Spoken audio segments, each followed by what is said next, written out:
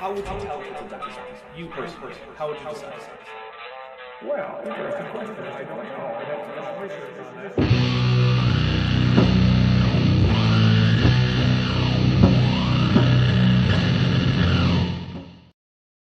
All right, hey everybody, welcome to Matt with Maddie 14. We're calling this a holiday special, literally because it's currently Hanukkah, and it's, what do we got, 4 days until Christmas.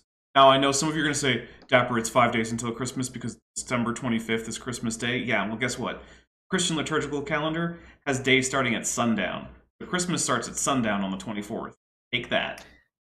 Right? And we're in the middle of the Advent season, so I trust no one has put up any Christmas. You all have your Advent wreaths with 3 purple candles and 1 pink one, and they should all be lit now.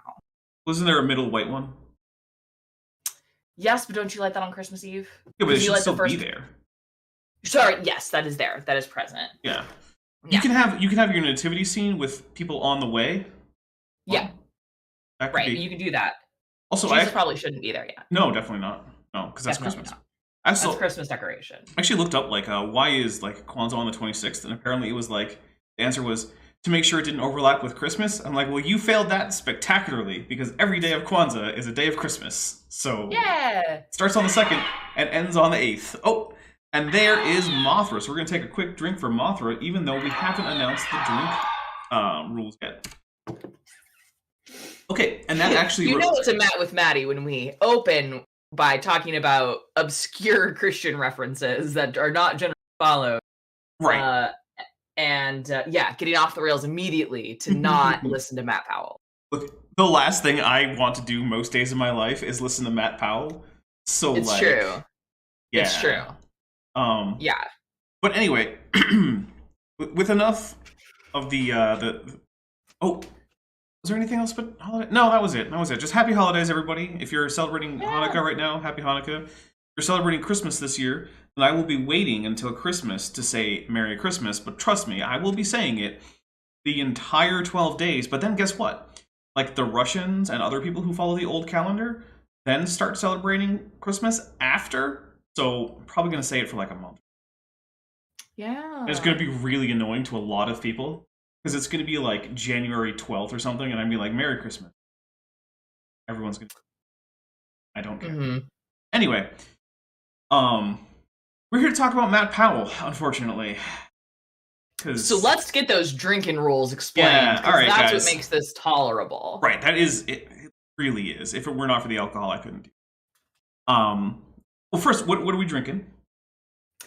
I have my normal drink for this stream, which is a delightful beer called a Bearded Theologian. Very nice. It's a Belgian-style quad. It's delicious. All right. Well, I am drinking a cranberry pomegranate gin and tonic. Yeah, that sounds so good. I want you really to good.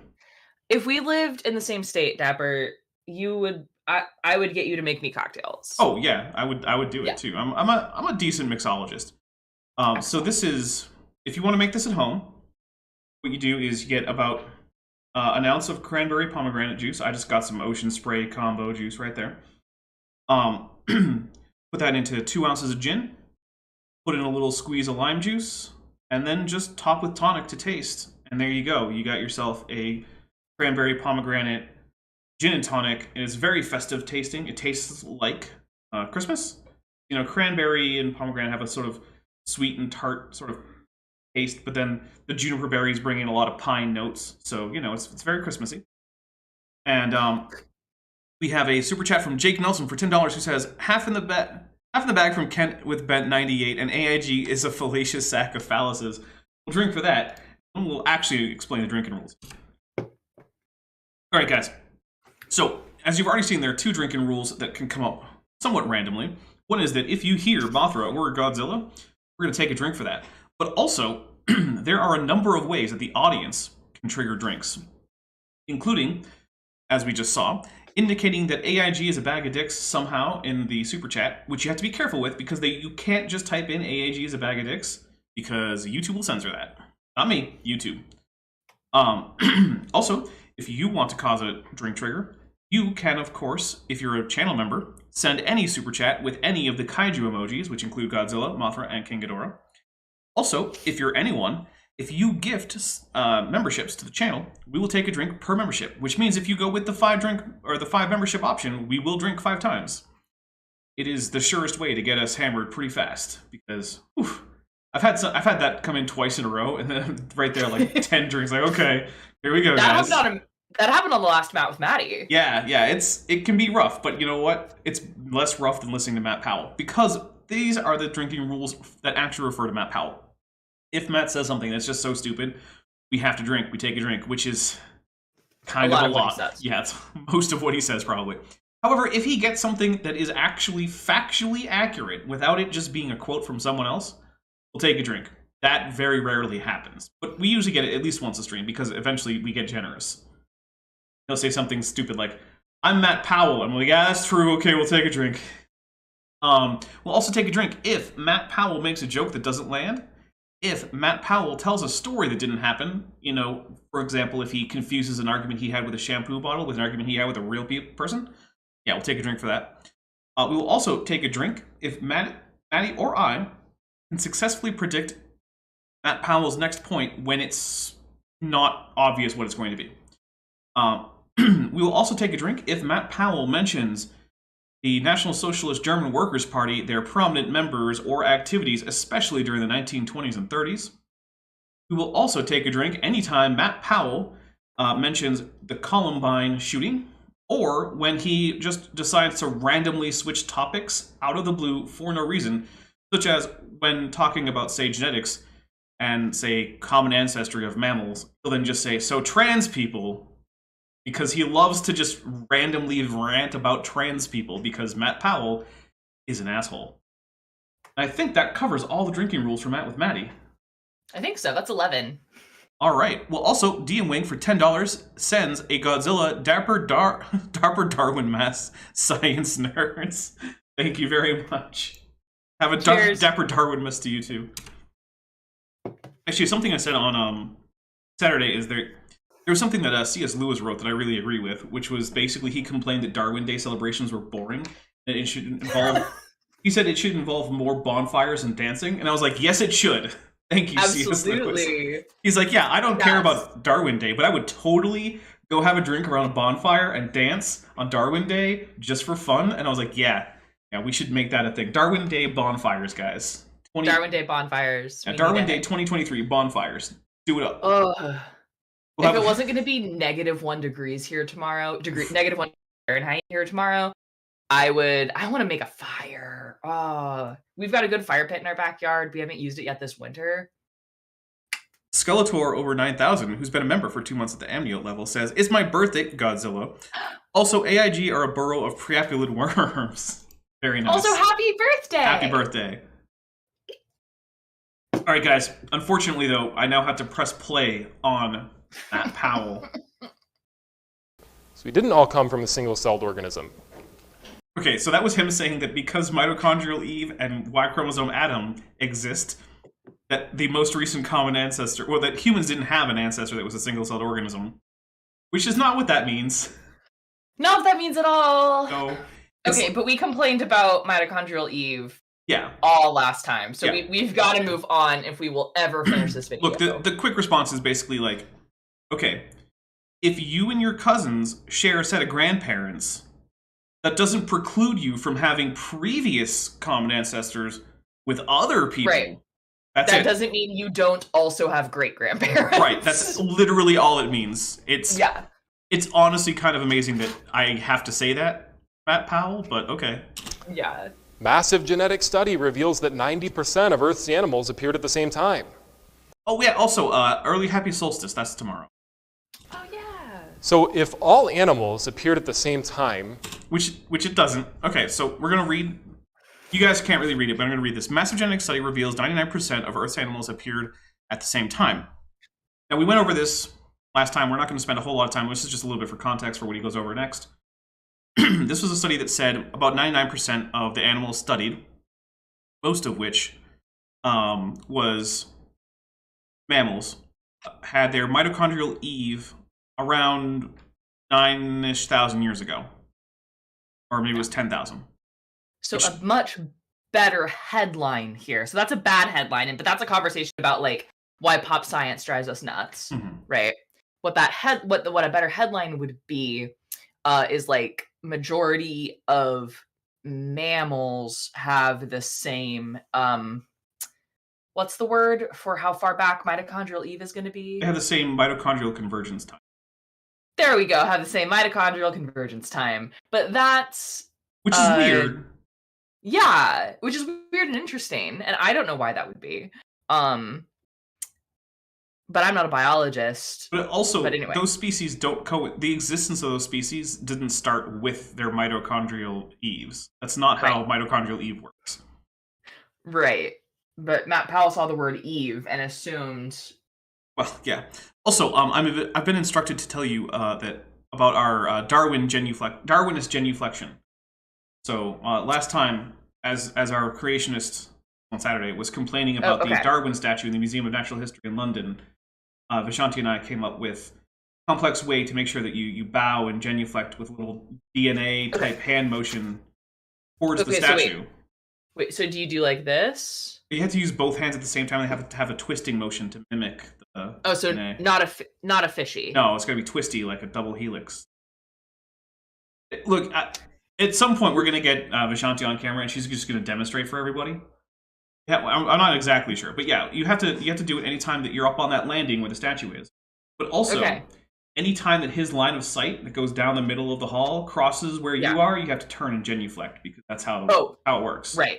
Yeah. Right, naturally. Okay, so I'm just going to go like this. That's what I'm going to do. Look, we'll start sectarian wars over the proper form of genuflection before the Darwin statue. Love it. Listen, I get to be a heretic in 2 religions. Yes. Are they going to appear through a magic act or by intelligent design? Those aren't really different things there, Matt, in your case. Yeah, those aren't different, my guy. Yeah. Because if you're claiming supernatural origin, right, then that is magic. You're claiming magic. You know what I mean? Like, that's just another name. That's another word. God. Because remember, they always say, talk more. The Christian's book, that's a magic book. That's a bunch of magic and fiction and fables. No, you know what's magical? Actually, very little of it is actually in the genre of fiction.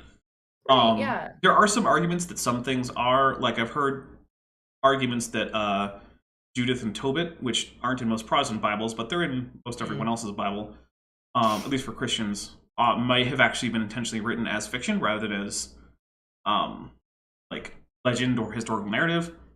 I'm not necessarily persuaded, but I mean, whatever. Job possibly as well. Yeah, I definitely heard that. I think there's a pretty strong argument for being intentional fiction. Yeah, but most of it is not. Yeah. So if you're one of those, little like edgelord atheists who likes to go, haha, take the Bible from the whatever section and put it in the fiction section, even if none of it's true, that still doesn't make it fiction. So you're still putting it in the wrong section. Right. So yeah, because it's different genres, and some of it's poetry, some of it's histories, not all of it. Some of it is a law book, right? Like some of it is a collection of letters. Like that's some of it's just most of the New Testament is letters. Some of it's just aphorisms. Aphorisms can't be fictional. That's not how aphorisms work. It's just advice. Could you please define aphorism for me? Aphorisms are short sayings that usually offer some kind of advice for life. Oh, okay. So like the Proverbs. That's just like that's exactly what I'm primarily thinking. Yeah, Proverbs is just a list of aphorisms that can't be fictional or non-fictional. There's no truth claim being stated. It's just giving advice. So all right, here we go. Saying that the universe created itself from nothing. Which isn't really what anyone's saying, or at least not very many people. Right. No, that's not how any like actual like that might be how some uninformed person describes it, but like again, that's like getting your science from the headlines of pop science articles. Oh wait. Yeah, that's Matt's MO. What is magical, folks? Things that violate the normal course of the laws of physics. Yeah, or something that maybe couldn't be explained naturally. Yeah, there you go. God creating the universe? Yes. Or time, space, and matter poofing into existence from nothing? Well, not from nothing, so only the first one. So the first one's magical. Second one if you understand it properly, is not magical. Right. You can disagree that it happened. That's fine. That doesn't make it... Things that didn't happen, in your estimation, don't become magical because you think they're implausible. Right. If I tell you I ate a sandwich today and I didn't eat a sandwich today, that doesn't mean I made a magical claim. Yeah, no, that's not how that works. That's not how that works. That's just a lie. So time, space, and matter didn't poof out of nothing, right? I'm intrigued that he didn't mention energy. Matt almost never mentions energy. I don't think Matt thinks of energy as a physical quantity. I don't think he does either. I don't think he has a good concept of like what is energy, kind of in a like esoteric sense. I don't think he has a great grasp on just like the basics of physics that you might have learned in like middle school. Because here's the thing, right? This is the man who legitimately thought that there needed to be air in space so that the sun could get oxygen, so that it could continue to burn because fires need oxygen. Yeah. So like. I feel so mean saying this, but but it's Matt Powell. He's a genocide advocate, so you get to be mean to him. I know, but like other people's bad behavior isn't an excuse for my own, right? So and what I mean is, I think it's best to realize that Matt Powell has about a 5th or 6th grade education functionally. Yeah, that's it. He might be slightly better in terms of like spelling and better at reading things out loud than Kent is. That's true, but also but his like reading comprehension. Oh, that's way down. That's not an 8th grade level. That's why I said spelling and not English as a whole. Yeah. Right. Yeah, that's fair. So, but like to a large degree, like the parts of English that matter, he doesn't have. He does not have even a high school grasp of them, which is unfortunate. This man is essentially a child intellectually. Yeah. So if he's basically and listen, there's nothing like, I don't mean to put down people with like lower education or like lower intellect. You know what I mean? Listen, I'm 32 years old and I'm still in school, right? Someone who's been not in schools, right? Probably, they're probably doing better than me. But the problem is he's putting himself forward as an educator. Yeah. Right. And so it's not like, I know. Do you know what I mean? Like, I'm trying to not say people having like a lower education, right? That's not inherently a bad thing, right? It is if you're putting yourself forward as an educator. If you don't have the capacity to do a thing, then pretending that you do isn't a great idea. Right. For example, I have an 8-year-old's understanding of like how cars work, right? So I'm not going to tell you I can fix your car. Yeah. Yep. All right. Here we go. This one guy responded to me. He goes, "It just doesn't make sense, Matt, that one day God just poofed us into existence." That's what the Big Bang teaches. Not quite, but okay. It was a poof. Not quite. What they'll do is when they don't have a position, they will spew their own problem onto you. And they'll say, well, you must have this problem too. Actually, the creation ex nihilo position tends to be on the theistic side and not on the non-theistic side of origins type things. Mm-hmm. So, I mean, if you're going to complain about poofing out of nothing being a problem, it's definitely a problem for Matt Powell's miraculous account of creation 6,000 years ago. Right. By the way, Command Cyborg first starts with a Ghidorah emoji, so we're going to take a drink. Cheers. And Command Cyborg has been a member for 23 months and is at the amnio level and says, "Happy Solstice, drink. Technically, it's the 21st, where I'm at already." Well, nice. Although I will point out that technically the solstice isn't a day. It's actually a moment in time when the sun reaches in this case, the southernmost point it's going to hit in the sky. Mm-hmm. So, and the equinoxes are when the center of the disk of the sun meets the ecliptic. Or wait, no, the celestial equator. That's what I meant, because it's always on the ecliptic. There you go, celestial equator. Got it. There you go. I remembered my... What is that? That's not even... like celestial... It's orbital mechanics 101. Kind of. All right, anyway. That's like actually day 1 of orbital mechanics. Okay. Yeah. So guys, play Kerbal Space Program if you want to understand orbital mechanics. Otherwise, you'll never do it.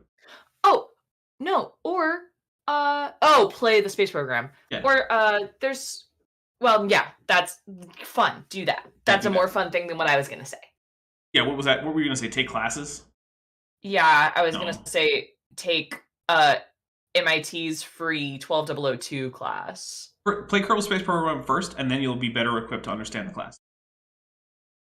Mm-hmm. Anyway, it's on OpenCourseWare. Yeah, Okay. MIT's courses, generally speaking, are available for you. You can't get credit for taking them that way, but you can just get the course material. Yeah. It's the fallacy of false equivalence. When they don't have a position, they'll fling their own problems onto us. So far, you haven't given any evidence of this, but okay. Yeah. The Bible says, and God said, let the earth bring forth the living creature after his kind, the cattle and the creeping thing. So it's not that you go from a monkey to a man, or from fish to fisherman. It's not how it works. You know, God designed everything to stick within its kind. Okay, everyone knows what I'm about to say next. What's a kind, Matt? Have you ever bothered to define it? Because the answer is obviously no. Oh, I heard a thing. Yes, that was a Godzilla. Take a drink for Godzilla. Also, Jake Nelson has joined the channel membership at tetrapod level, and I see that everyone is already sending tetrapod emojis. Thank you very much, everybody. Welcome, Jake. Yes, Jake, if you are here listening to this, because Jake may have in fact joined from another video, it would still get the notification. Make sure to connect your Discord account to the YouTube account from which you join this channel. You will automatically be added to the member and patron-only Discord server for this channel. It's a great place. After this, we're going to watch Power Rangers for like an hour. Amazing. I wish I could join you. I will have to go care of. Yeah, well, babies are important too. She's so important. Yeah. Now, here's how, evolution has a mechanism that they think is what causes us to turn from a frog to a prince. Which is not what anyone's suggesting, but okay. And that is mutation. That's part of it. Yeah. I'm feeling generous. I'm going to take a drink for that being part of the mechanism of evolution. Technically, that's in there. It's not wrong. Right. Okay, part of it, though, is I'm thirsty, so... Anyway, here we go. They say if you get enough mutations, you'll evolve into all these different things. I feel like we're neglecting... how X-Men works. I feel like we're neglecting the selection part. Yeah. Well, here's the definition of a mutation. It says a mutation is a change that occurs in DNA sequence due to what? Mistakes. Okay. When the DNA is copied. Yeah. So their hero that changes them from a frog to a man is a mistake. But isn't that that's kind of a beautiful thought, right? Evolution is a comedy of errors. Yeah, it's a comedy of errors. We don't have to be perfect, right? If everything was perfect, then humans wouldn't exist, right? Yeah. There's also the problem is that it's called an error, right? Because there are mechanisms inside cells for when cells are undergoing division to check the DNA that's produced to see if it matches with the original copy. These are called error checking mechanisms, right? And so you can sort of anthropomorphize the cell as saying, I don't want there to be changes in the DNA. Okay. But it's not an error in the sense that there is an objective way that the DNA should be. This has deviated from that, right? So if you think about like a text, there's the text that the author intended for the text to be, right? So we can use like biblical manuscripts, right? So the person who first writes down what becomes like, 2 Kings, right? He's got an intent. This is my text of 2 Kings. Deviations from that are errors in that they are not actually what the text is supposed to say. But that's not the case for DNA. There's no this is the canonical version of DNA and that is how it is proper. And anything that deviates is improper. That's not a thing. Yeah. So I think one thing that humans do a lot that is hard when we're thinking about biology. It's even hard for because in hard science there's a lot more yes or no, right? But in biology there no biological system has a right answer. right? There's no intended state. There's no correct state, right? The system isn't actively trying to be or do anything. Yeah. And we sometimes use words like, oh, this is trying to do X, Y, Z. Like I do that with diffusion, right? Diffusion, oh, all of the little particles are trying to spread out, right? Which isn't really true. Right. There's no intent there. But it's so much more important in biology because it's just... It's even easier to ascribe motivation to organisms. Right. It's so much easier to ascribe motivation to organisms. And there are some outcomes that are bad for the organism, right?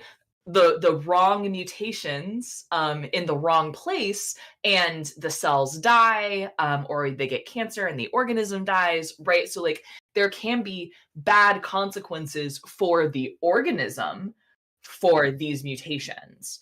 And so we think of that as the mistake as wrong, and mutations that happen that are beneficial as like good, or the correct mutations. But that's like the mechanism that causes mutation has no sense of outcome for the organism. And so maybe mistake is like, maybe I would use change, right, as a more neutral term. Yeah. If I was going to try to teach that, I would also prefer that. Yeah, because it's just a change. And then if you are concerned about the outcome of that, then you can ascribe that change as good or bad. But the change itself is neither positive nor negative. Okay. Here we go. Let's get some more Maddie. By all these errors, by all these mistakes, somehow we've become human. Man. It says when the DNA is copied, mutations can occur when DNA replication error happens if errors are made and not corrected in time. Look, mutations are the reasons for Down syndrome, cancer, autism. But according to evolution... Technically, those are all things that are true. Those are all the result of a mutation. Is autism genetic? Actually, not autism. So here's the thing. Autism is heritable, but it's not clear if it's genetic. Mm-hmm. And those are not the same thing, even though they often correlate. Things that are heritable can be genetic, but other things aren't. So all heritable means is that your ancestry has a tendency to predispose you to this, whatever it is, right? So, for instance, you can say that in humans, wealth is heritable because people who are the children of wealthy people tend to also end up being fairly wealthy. Now, over long enough times, that does tend to even out. So, there actually aren't that many like long-term wealth plans out there because, kids tend to be stupid, piss away fortunes. But anyway, you can say wealth is heritable. Now, autism is weakly heritable from my understanding, which means that family history can indicate some predisposition, but there hasn't been a genetic link. However, mutations do account for cancer and Down syndrome. Yeah, that's certain. That's true. Yeah, we'll take a drink. And like I said, that autism is weakly heritable does indicate that there could be some kind of genetic basis. As far as I know, no one has found one. Right. Yeah, the like what causes autism has not. Yeah. You can't do a blood test for autism. Right. You get enough mutations, you'll turn into something different. This is not a thing that happens to individuals, Matt. It's a thing for population. I have to say, I'm going to give Matt a little slack on his lack of understanding here. Things that because I've realized that that's a really hard concept. Okay.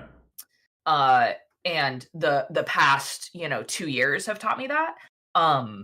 Like because people are like the policies that protect, like public health is all about populations, not individuals, right? And so, well, shouldn't this policy that helps the population also protect the individual? And I'm like, oh, that's kind of hard to say, Yeah. It's kind of hard to say how effective this specific mechanism is at protecting you, the individual, but we know it's at a population level, right? And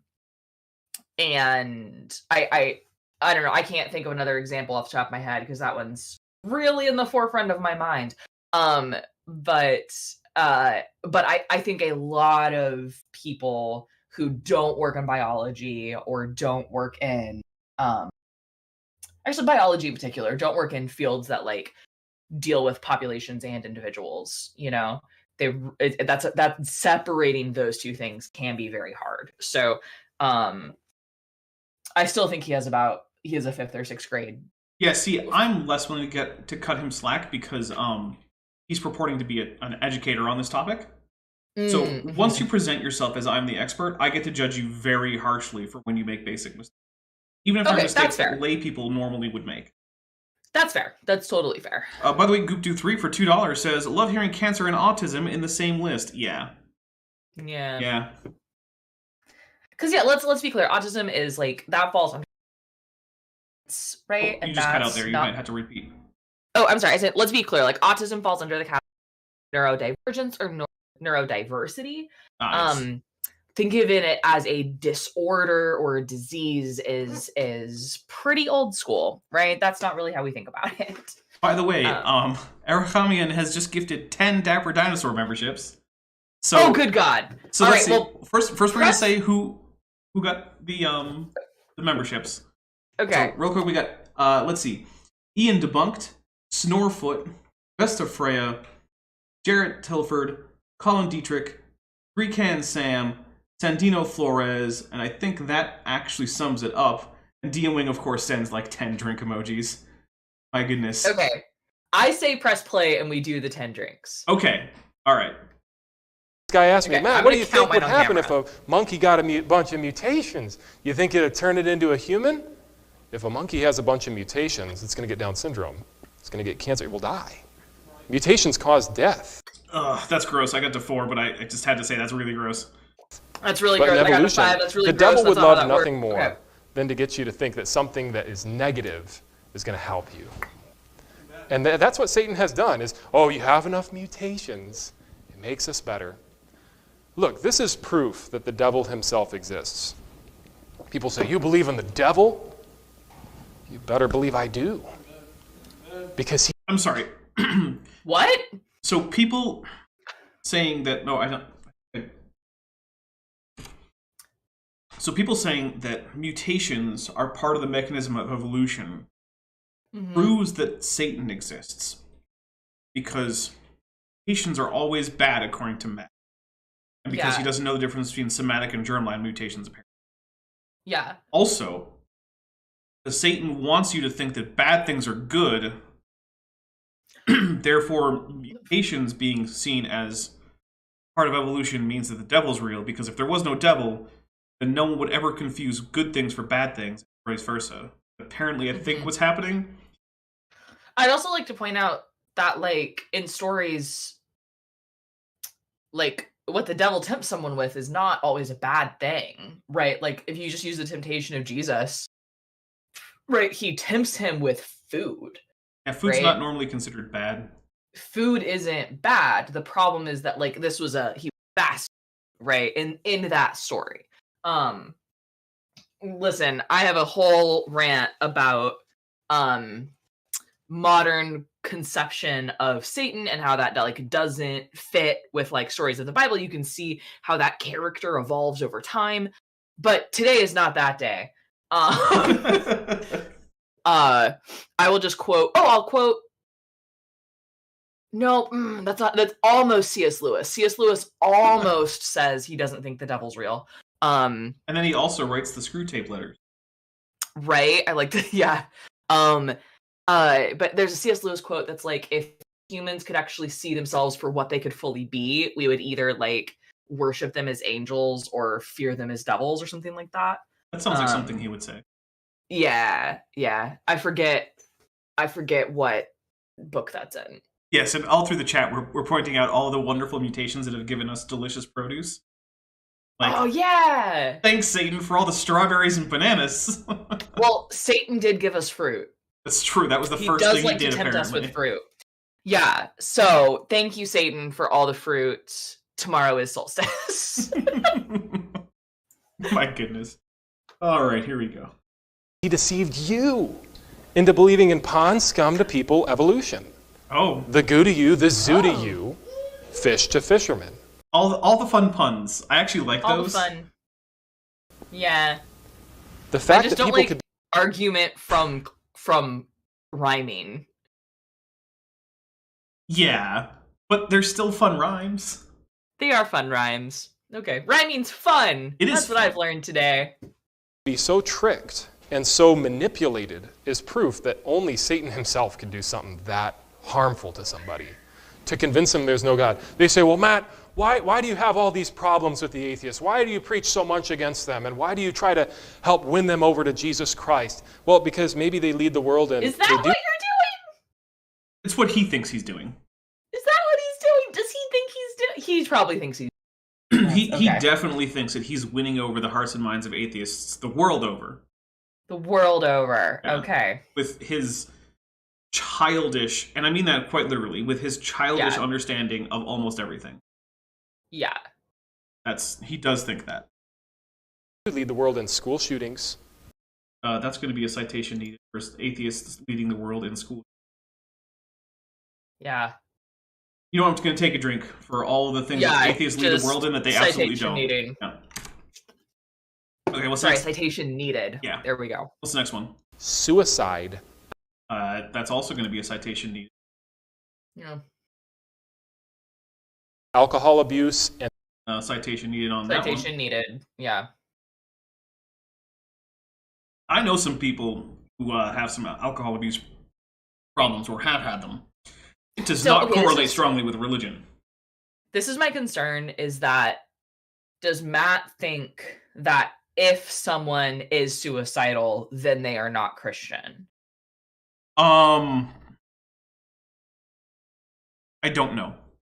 Right? Because that's definitely something that I've heard, right? Like, if you are, like, this is a very bad, right? So, which is, like, if you have mental illness, then you aren't really a Christian, right? Because you are clearly not experiencing the life God intended for you, right? So, like I wonder if it wouldn't. Like, I really wonder if in Matt's brain it's like, well, a Christians wouldn't do that, so therefore the people that do it aren't Christians, despite how that individual may self-identify, right? Yeah. Like, it wouldn't surprise me if he did, but I can't say that he does because I've never heard him say it, so I'm not gonna go ahead and speak for him because, you know, as little respect as I have for Matt Powell, which is about as little respect as I could possibly have for anyone,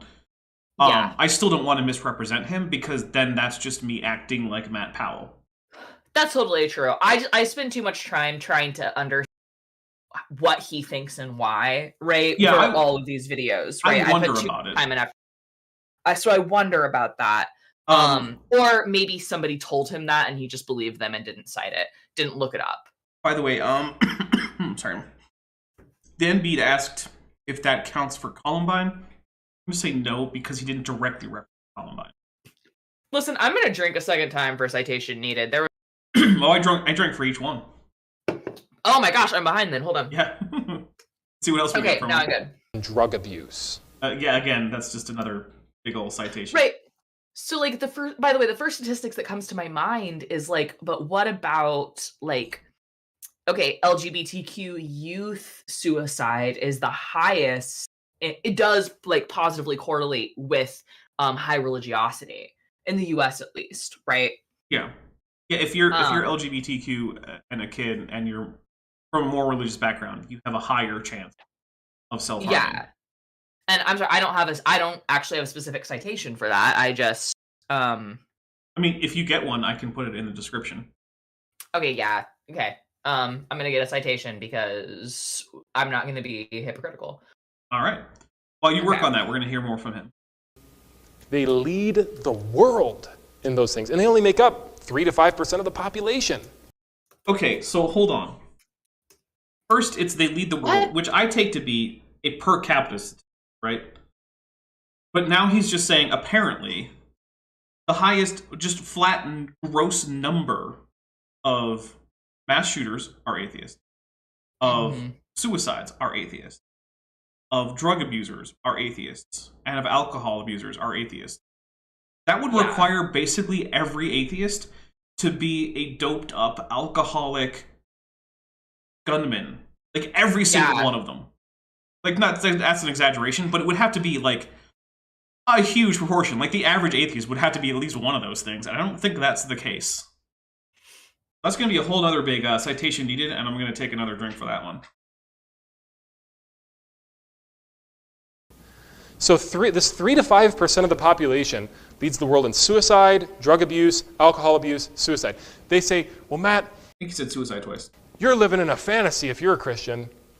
What does alcohol do to you? I've got a citation. Sorry, I'm on the Trevor Project, and it looks at one study of LGBTQ young adults ages 18 to 24 found that the parents' religious beliefs about homosexuality were associated with double the risk of attempting suicide in the past year. The citation there is Gibbs and Goldbach 2015. Awesome. Could you send the URL to me in our DM?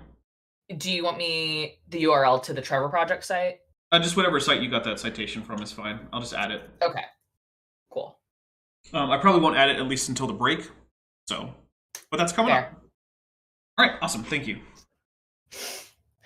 Okay, here we go. See how easy that is? God. Yeah, and the thing is, like, this is a prepared speech, so he could have just done it ahead of time.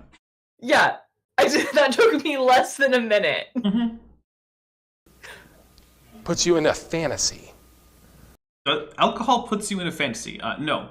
Does it? No, it doesn't. I don't know. Okay, usually when I play D&D, I drink alcohol.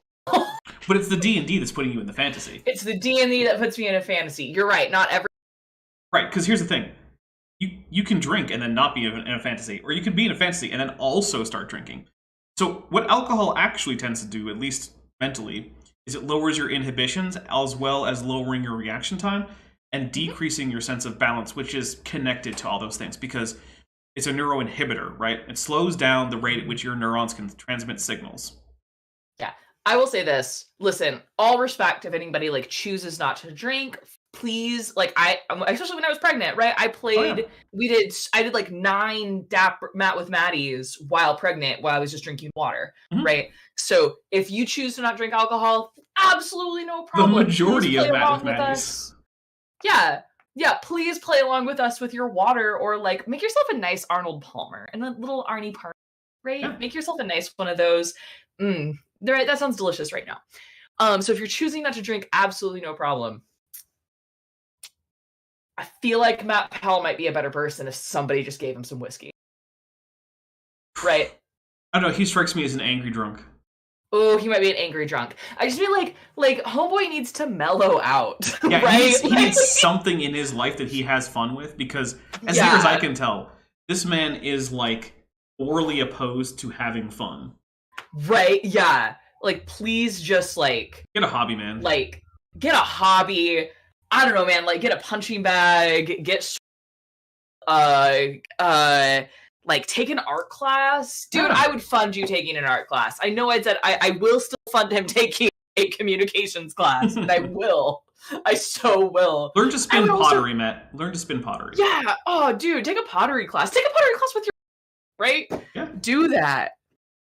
I will personally fund it. Please just do something to mellow out. My God. Seriously. This guy's gonna have a heart attack by the time he's 30. Yeah.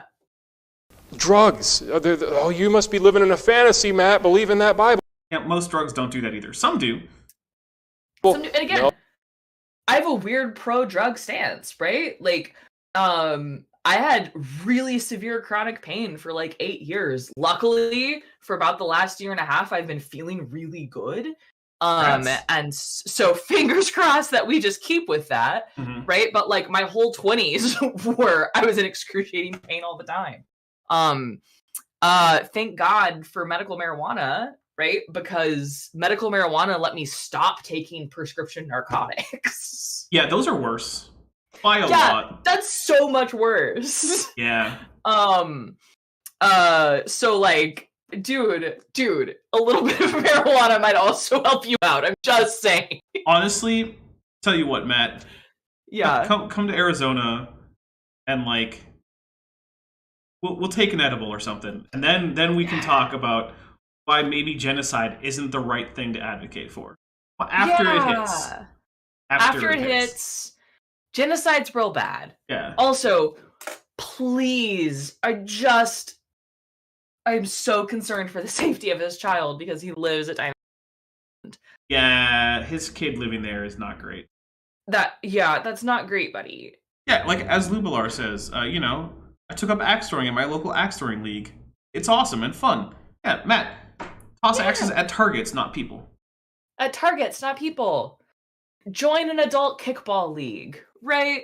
Like, dude, play like church softball. No, you know what? Don't play church softball. Interact with humans outside of your church. Yeah, go find people who, they don't have to be non-Christians, but like who aren't in your congregation. Just non-congregants. Yeah, join an interfaith kickball league. There you go.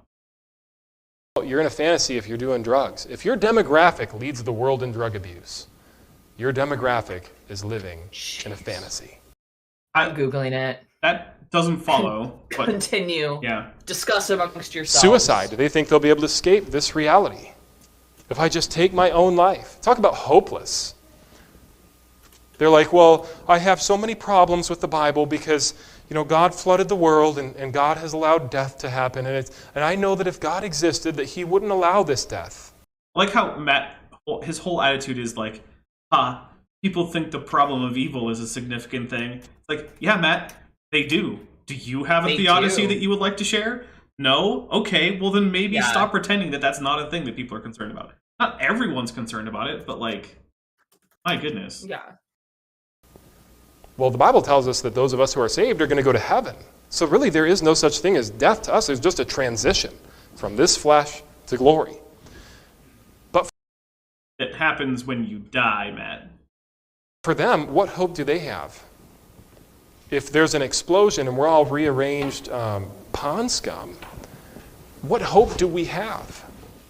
Look, if you don't think that there's some intrinsic hope or purpose or that there's an afterlife, guess what? Make your own hope. You have hopes for things like your family members, your friends who will survive you, for society as a whole, things like that. You just do it. Mm-hmm. And here's the thing, right? You're like, oh, well, that's not real meaning because that wasn't extrinsically imposed upon you. Okay, cool. Even if you're a theist, you have to choose to accept the meaning that God is handing you. You don't have to. You can reject it. Religious stories are full of people who do so. They're usually framed as, not the good guy, but still, you can do it. Even if Christianity is 100% true, it's still up to you whether or not you accept whatever meaning that might have for you. You don't have to. You can just do something else.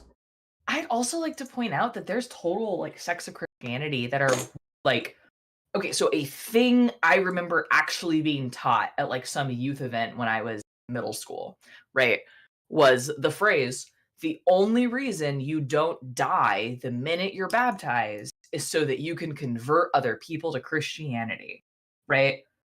If I was a person with suicidal thoughts, right, Yikes. That would be a really dangerous teaching. You know what I mean? Yeah.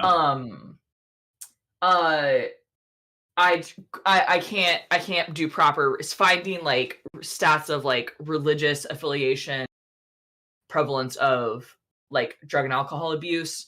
That's going to be more than one paper, right? So I can't do that while we're live. But it does look like the general scholarly consensus on that is that religious belief, youths who are religious are somewhat less likely to use drugs and alcohol and even tobacco.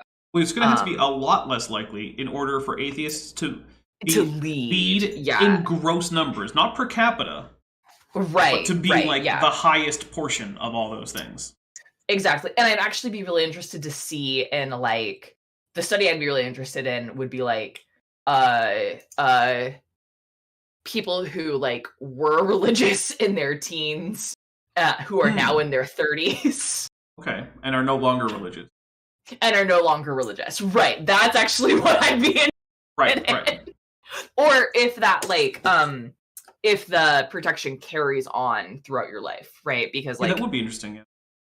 Yeah, because I don't know this for sure, but my gut would be that rates of alcohol abuse, like, they don't peak in the teen years if we're looking at a population. I would imagine peaks in, like, adulthood somewhere. Well, I mean, you know? You mean when it's easiest to get alcohol? Yeah, like when it's easiest to get alcohol. Right, that makes sense.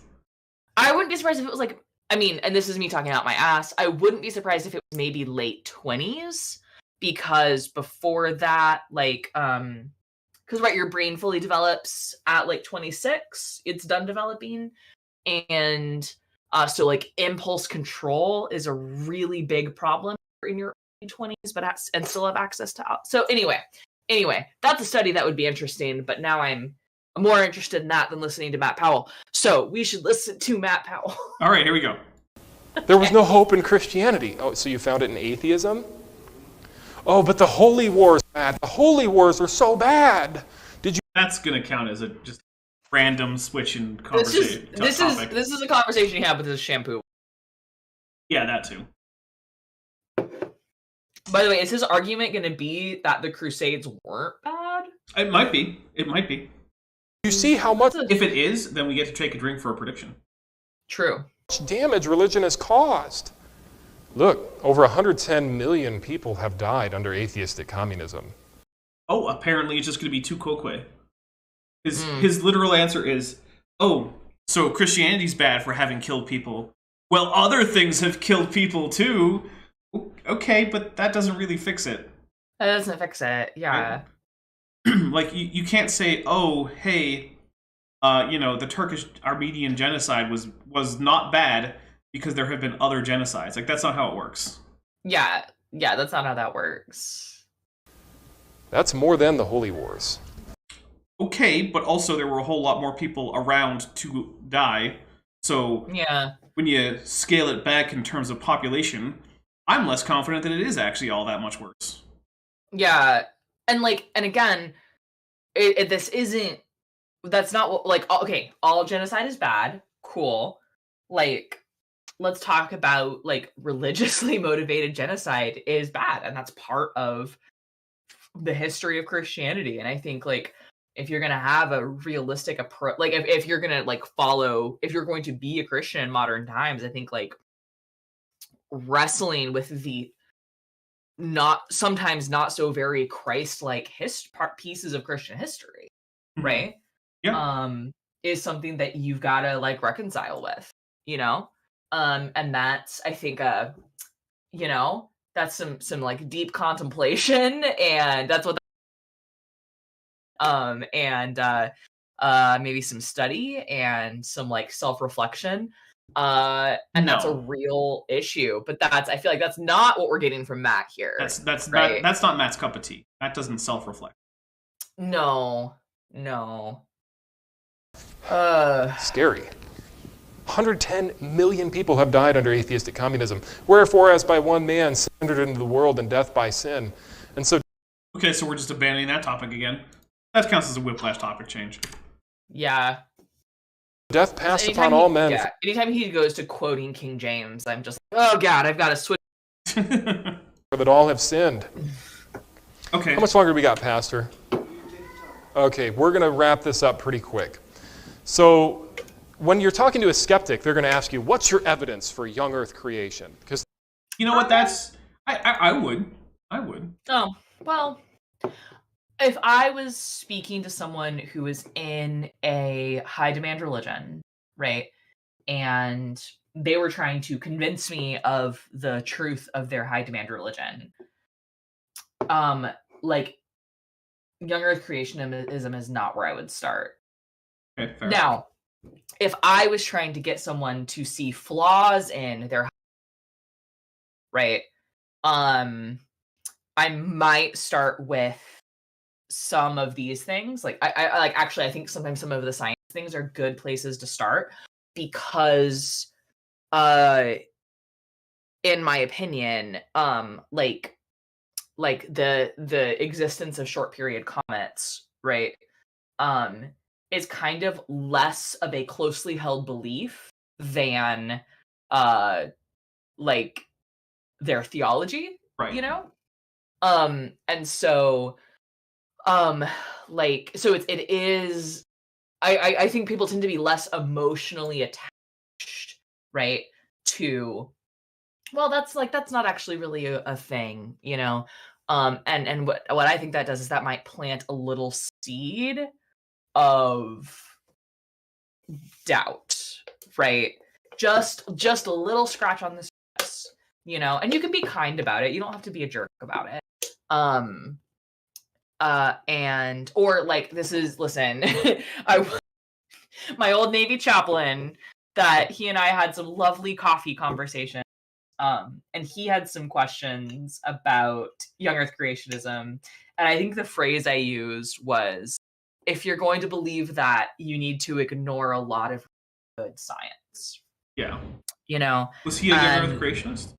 He was. And I think not like he was a young Earth creationist by default, if that makes sense. Okay, like, right? It wasn't a carefully considered opinion. Just like, that's what my religion has been going with, so it's what I go with. Exactly. Yeah, it wasn't. Yeah, he wasn't like mean about it. He was. I really like. And I started dealing with all those chronic pain issues when I was in the. So I chatted with the chaplain a lot. Fair enough. Anyway, but yeah, he and I had some really lovely theology discussions. And he, when I said that phrase, he like laughed and was like, "I think that's the nicest way you could." But like, that was a very cordial conversation, you know. And it was a very pleasant conversation. I certainly, you know. So most people who hold a young Earth creationist belief aren't Matt Powell, you know. True. That's just, most of them aren't. Matt Powell is a gross human being. Yeah. And I will definitely agree. Most young Earth creationists are not as disgusting as Matt Powell is. Right. Yeah. Most young Earth creationists are not pro-genocide. Right. Like, let's be very clear. And my problem with Matt Powell is the pro-genocide thing, right? And wait, like, so you're not a fan of genocide? Not. I'm generally against it. Got it. Yeah. Generally. I think genocide is bad. Genocide, bad times. Okay. Excuse me. I think I can confidently say I'm always against genocide. Always. Okay. All right. Always against Fair genocide. enough. Thank you. Firm position. Anti-genocide. Anti-genocide. But like, when Matt Powell first started out on YouTube, he wasn't so extreme on the anti-LGBTQ. At least he wasn't so vocal about those views. And so I remember first seeing him online and being like, "Oh, buddy, I've got hope for you. You know, maybe you'll one day." But he seems to have just doubled down, and that kind of makes me sad. You know? Yeah, I didn't have a whole lot of hope from the first time I saw him, but then maybe it was later into his career when I first encountered him. It was for you. Yeah, and maybe I'm just so like I went to a small evangelical Christian school. You know, we played basketball, and that was always obnoxious because the homeschool teams always like somehow had like 20-year-olds playing on their high school basketball team. Curious. Curious.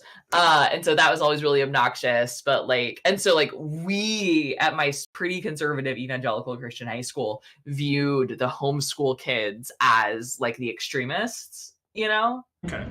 And we're like, ooh, gosh, maybe you guys should go to a regular school. And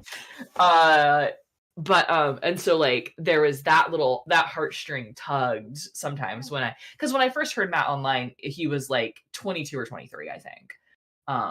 He was in his early 20s, and I was like, you're not far out of being in a high control religion, non-voluntarily, right? Like your family is making you, even if you like, yeah, he's you don't, now you there have a choice very, to not go. Very voluntary. He's now there.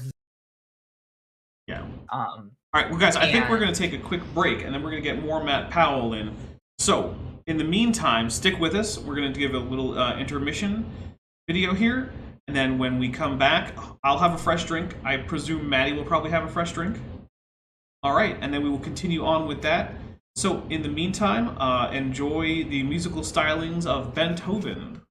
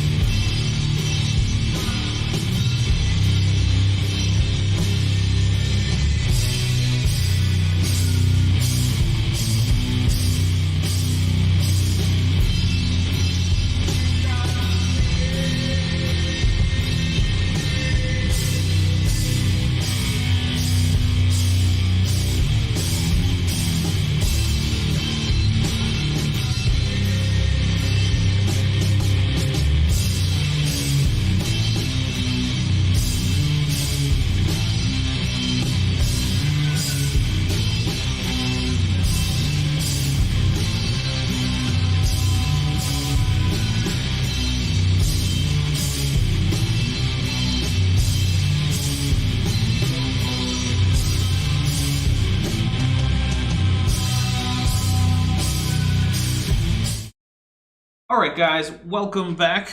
For those of you who stuck with me, which is most of you, by the way, do hit like. Before we continue on, I'm going to give a quick spiel about the channel, which is to say that the channel is almost entirely supported directly by viewers. So that is through things like super chats, through gifted memberships, through regular memberships, through Patreon, things like that. So if you are not currently directly supporting the channel, but it's something you're interested in, go check out the Patreon or the channel memberships.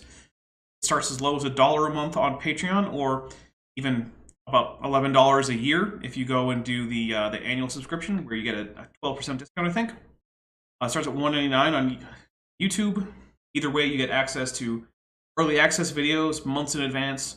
You get access to a Patreon member-only Discord server, which I think is a lot of fun. I have fun there. You can get your name in the credits if you go above the minimum to certain degrees. So, yeah, consider that. And if that's not your thing, if you don't want to do a monthly or an annual thing, there are other options. You can there are numerous wish lists linked. There's one for me. There's one for Beethoven. There are sometimes ones for other people.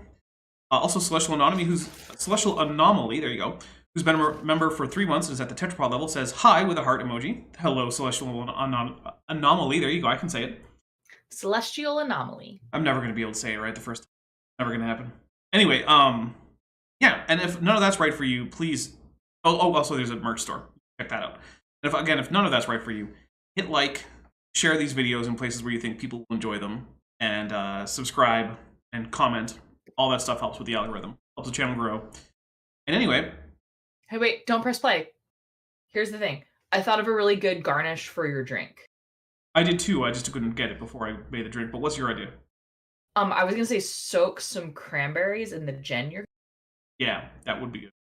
That would be so good. My original idea was a fresh rosemary spray. That would also be delicious. Yeah, but when I went to the store, they were out of fresh rosemary. Ooh, or what if you made a spruce soda? That could be good. Like too. the small beer, right? Which was in colonial America an important source of vitamin C. Thank you, Townsends. Anyway, proof I'll talk about anything to avoid Matt Powell was right there. Well, I've got a rum and Coke. Nice. Let's do this. We got one more thing to talk about, which is to say that Dr. Tapioca Weasel gifted 5 Dapper Dinosaur memberships, which means Sabi, Binge Thinker, Lady Rorschach, The N-Bead, Kaylee P, and Yellow Vern are all now members, and we're going to drink 5 big old times. So here we go. 1. Yeah. 2. 3. 4. And 5. Oh, the rum was on top. Ooh, yeah, should have mixed that a little bit better. I should have mixed that better, but it's a really good rum. It's Flor de Caña from Nicaragua. Ooh, nice. But you should know that if you're doing a 2-part cocktail, liquor goes first. I know, Mixer goes second. I know. They're in different places in my house. That's still... Guys, bartending with Dapper, who's not a professional bartender by any means, but likes to mix the occasional drink. If you're doing a 2-ingredient cocktail, just a liquor and a mixer, liquor first, mixer second, because even if you forget to stir, it'll be better mixed that way. They'll come at you with your evidence for millions of years. They don't have any. Okay, sure. Okay. But they'll say, what's your evidence? Well, these are a great piece of evidence that I like to use. It's short period comets. Now, they're balls of ice that are going about in an orbit, and they deteriorate over time. That's all true. We'll take a drink. Good job, Matt. Technically true. You know what a comet is. Yeah. Congratulations. Which actually, that's impressive for him, given that he thinks that the sun is literally on fire. True. They burn up within 10,000 years. I mean, it varies, but yeah, that's a pretty good estimate. Sure. Now, you bring this up to evolutionists. They still exist. They should be gone. We shouldn't have any of these if millions of years of time was passing by. These should not...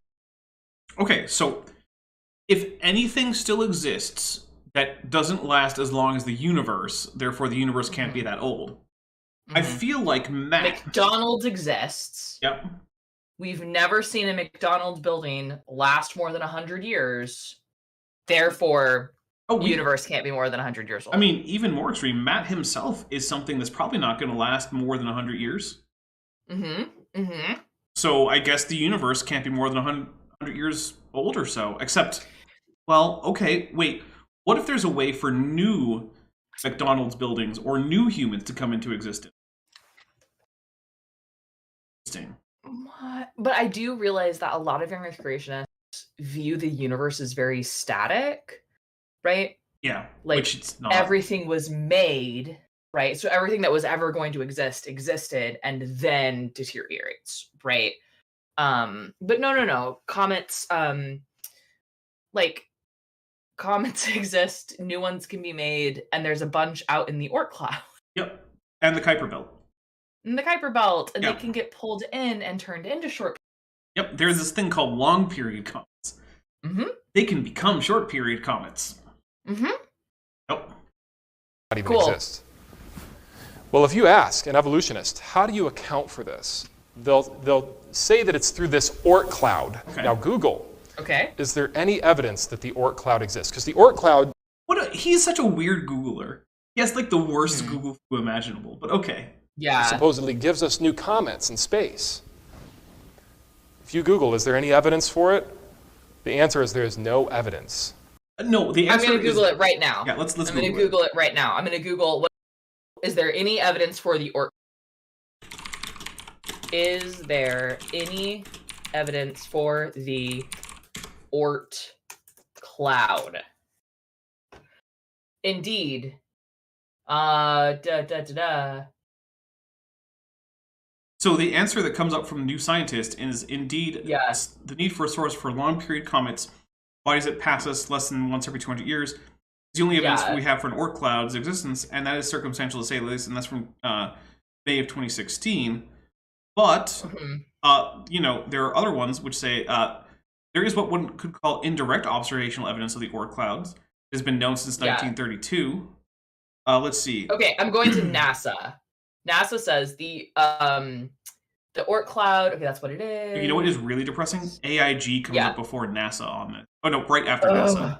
Right after NASA is AIG. Yeah. Google. That's disappointing. Yeah. So NASA straight up says like this is a theoretical thing that we don't have direct observations of. So it's like it's a thing we're pretty sure is there, but like. So one of the reasons that we can be reasonably confident that there's an Oort cloud is that even if you don't directly observe bodies in it, you can do things like check the aphelion of short-term comets, and you will find that they actually tend to form a bit of a sphere around the Earth, or around the Sun, at a certain distance, which correlates with the proposed, distance to the Oort cloud. There's not a whole lot of options for why that could happen that don't involve there being an Oort cloud. Yeah. So like it's basically we can observe the effects of the Oort cloud, specifically observe the Oort cloud. Right. It's like the discovery of Neptune. It was discovered because of the gravitational anomalies in the orbits of other bodies.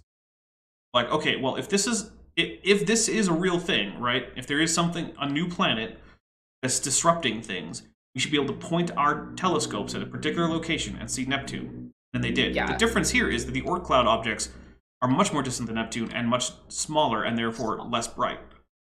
So they're orders of magnitude less bright than Neptune would be. So you can't just point an optical telescope and expect to see one. Yeah. Right. There. Yeah. Here we go. Astronomy. I took astronomy in college that one semester, but I got an A. Amazing. Yeah. Actually, when the professor was like, "Oh, I'm going to open up the book so you can check to see how you're doing," and I got up there and he looked at me and was like, "Just go away. You're getting an A." Okay, bye. That the Oort cloud exists. So, folks, they believe things without evidence. And, frankly, that is not without evidence. Direct observation and evidence, not the same. Yeah, and it's also not a belief, right? Well, I mean, it is a belief. It's philosophically a thing you consider to be true. Okay, so, okay. It's not a faith position. Oh, yeah, there you go. Okay, it's not a faith position. I try to not use belief when it's like that's a specific thing I try to not do. Yeah. And that might be like philosophically not the most correct thing, but like I understand why you do it. But So I wouldn't say I believe in the Oort cloud. I would say that It's the general scholarly consensus that an Oort cloud exists, and while there is no direct evidence that it exists, there is there's indirect observational evidence. Well, the thing is, I mean, this is a lot of the things that most people, even Matt Powell, believe exists, like protons. No one's looking at a pile of protons to determine that protons exist. You're looking at things like scattering events from protons, clicks in a detector that indicate that predicted kinds of energies that a proton would produce have been detected. Yeah. So very basic things about the universe that we all just, accept for granted because they're so well evidenced are still indirectly evidenced.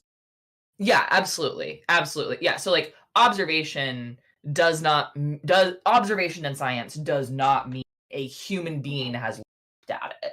Right. And, right. I mean, also, to some extent, what does a direct observation mean? Yeah. Does that mean a human being has looked at it? Even then, let's say I directly observe an apple on the table.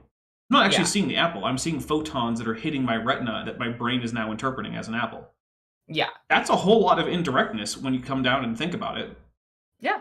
So do I ever get to actually directly interact with the apple? I mean, my brain, not really, unless I guess I'm having open brain surgery and someone sticks an apple on my brain.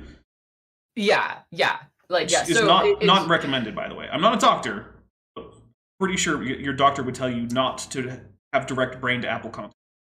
Right. And if what Matt Powell wants is for the only things to be accepted as true by scientists to be things we can actually see and not he's actually asking science to not be predictive, Yeah, and to not use instrumentation. Yeah, so or math for that matter. Which that doesn't. What's left? Yeah, what's left is just geology. By geology I mean describing an object you're holding in your. Yeah, even geology usually uses things like mass spectrometry and microscopes. Yeah. Whatever. You know what? I'm not going to even try. There's been too much gin. There you go. Yeah. All right. Yeah, he wants 1830s science. Oh, much worse than that. And maybe not even that because you have a telescope and a microscope. Yeah. All right, here we go. They will hold to their position against all reason and defend it in spite of any reason because they don't care what the facts are. Okay, yeah, the people who are following the data where it goes are the ones who don't care what the facts are. The guy who has a preconceived conclusion that he's not allowed to vary from lest he go to eternal punishment, he's definitely the guy who absolutely cares about the facts. I mean, that's why he lies about nearly all of his sources, right? Yeah. That's what you do when you I can't help it, but this whole time I just want to be like, nuh-uh, you? Look, that was drink-worthy. Olivia Williams for $6.99 Beaver Bucks says, because Powell probably means you need it to get through the stupid Godzilla... Because Powell probably means you need it to get through the stupid Godzilla emoji. Thank you very much, Olivia. We'll take a drink. Cheers. Cheers, Olivia. Cheers, Olivia. All right. Here we go. If they cared, they would become a creationist. They'd become a Christian if they actually cared. Yes. All people who honestly come at the evidence available all conclude that Christianity is true. There is no one who rejects Christianity for anything other than dishonest reasons. I'm just taking a drink. I can't with that. Right. Yeah. Look, every single scientist finds in the science, they're doing math and they're like, oh my God, I just found proof of God. Yep. There it is. And there's Jesus over there and there's young earth creationism over there, right in the math. Right. And look, guys, I'm not here to tell you to be a Christian or not to be a Christian. You can go have fun with that. I don't care. That's not the purpose of Dapper Dino. However, if you're going to sit there and tell me that no one can come to an intellectually honest position other than Christianity, and specifically young earth creationist Christianity, I mean, that's just obviously wrong. There's no point in talking to you. Right. And let's be incredibly clear. If let's say Matt Powell's statement there is true, right? We're doing the math and we find proof of God. There it is. You found the God number. Right there in the Navier-Stokes equation. You would still hold the morally superior position to be like,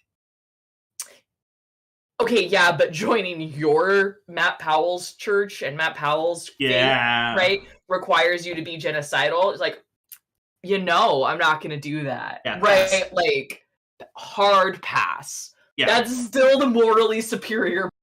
Also, apparently, the average scientist knows that Jesus is the savior of mankind, died for his or her sins, is the divine Son of God, the second person of the Trinity, and just wants to go to hell.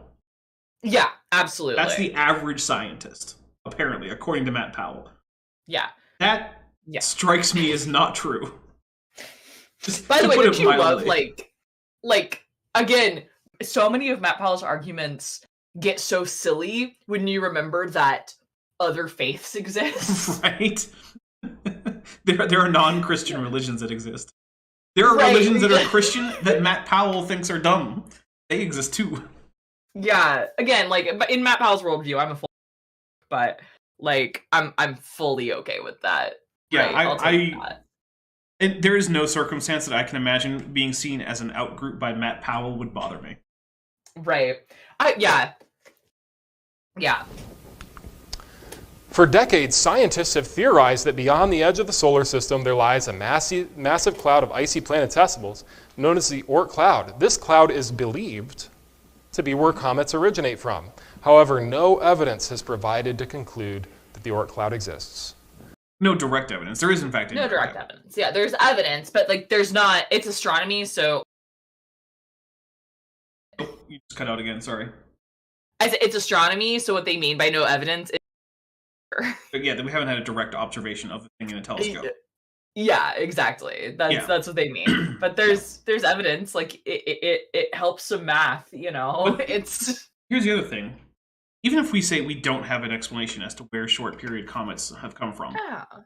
First, we don't have a whole lot of great evidence of the prevalence of short period comets before we started recording astronomy. So maybe it's just a new thing. That's an option. Yeah. But also, what's the most likely thing? Everything we know about biology, geology, physics, astronomy, basically every field of science is completely wrong, which is what would be required for young Earth creationism to be true. Mm-hmm. Essentially, everything we know about science is wrong. Or maybe there's a source for short period comets. Those are the options that we're presented with. Right. There's one of those that seems fundamentally more likely. Yeah. And it's not the one where we toss out literally, not literally, but virtually everything that we know. Right. That's not the more likely scenario. They say, Matt, this one guy said, you don't have any evidence for your God either. A weird way to put it. That sounds like a conversation that didn't happen. I'm taking a drink. Yeah, that's a shampoo bottle, not a person. Mm-hmm. How can I believe in what I can't see? I tell them, why don't you start believing what you can see first? Dinosaur soft tissue. I mean, I can't see that because I don't have access to any of those things. So, can't see that. Short period comets. I mean, I guess I could see one. I can't currently see one. As far as I know, they're invisible. The Bible itself. I mean, I do believe the Bible exists. I own the several. Bible does exist. That is a book that exists. I have part of it here. Have you ever? Over there. I have full ones over there. Have you ever seen a Gutenberg Bible in person? I have not. I would like to. Ooh, I saw one at a museum in New York. I'm such a nerd. I get excited over seeing really old books in museums. Look, when my dad went to Ireland and didn't see the Book of Kells, I berated him for like a month. When I went to London like years ago, and we were both literature nerds, and so we went to like the British National Library, where they have on display like original Shakespearean works, Jane Austen's like handwritten drafts. They have like an original copy of Galileo's book that got him excommunicated. Nice. And I got so overwhelmed by like all the profundity, is that the profundity right word? Is a word. Oh, there's Godzilla. Drink for Godzilla. Of what I was seeing there, that like I had to go sit outside by myself quiet. Why? I need a break from all the books. I need a break from this. This is so overwhelming. So sorry. Like, I don't know. Like, yeah, the Bible exists. It's a thing. So then seeing the Gutenberg Bible and the printing press is in this. That was a like really profound experience. Anyway, by the way, that's more fun to talk about than Matt Powell. Yeah, the NB points out that I can see my own soft tissue, but I'm pretty sure that Matt Powell means in fossil dinosaurs, not in modern dinosaurs. Because look, I can go into the refrigerator and also see more dinosaur soft tissue. But Jesus said, if I be lifted up, I'll draw all men to myself. They're like, well, what about the people that have never heard of Jesus? Hello, Jesus is the most famous name in the world. Okay, so uncontacted groups of people don't exist. I'm just uncontacted groups of people don't exist. That island. Taking a drink. What's the island off of India? You're probably thinking of North Sentinel Island. Yeah, I'm thinking of North Sentinel Island. Okay. I guarantee they have not heard of Jesus. First of all, there's a robust theology around this. Yeah, there is that too. Like this is. That doesn't just say, well, everyone's heard of Jesus, obviously, so shut up about it. Right. Yeah, there's a discussion. There's theology around this. And it does come we can talk about like this is the something paradox, the missionary paradox of if someone who is good, who has never heard of Jesus, like would go to heaven, which is the theological position, right? At least the Catholic theological position. Yeah, it's a common one. Yeah. Then should you send a missionary to that group, right? Because now, right, now there's a chance they won't go to heaven, right, when they would have before. Anyway, that's a fun philosophical discussion if you want to have one. If you want to have an internal discussion in a Christian dialogue about point of proselytism, I mean, great. Yeah. Exactly. And that would be a more interesting conversation. Yeah. But yeah, you can't just say, well, Jesus is famous, so everyone has heard of him. That's not how that works. That's not how that works, my guy. Oh my goodness. Jesus is the most famous person since the beginning of time. I mean, look, I'm not going to contest it, but I'm not sure that that's true, but who knows? Maybe it is. Who knows? So just crazy that these people will say this. Okay, so no actual discussion of the possibility that there might actually be someone who, in fact, has not heard of Jesus. Right, that uncontacted people groups clearly don't exist. Yeah. Or even just groups that have limited interaction with the outside world.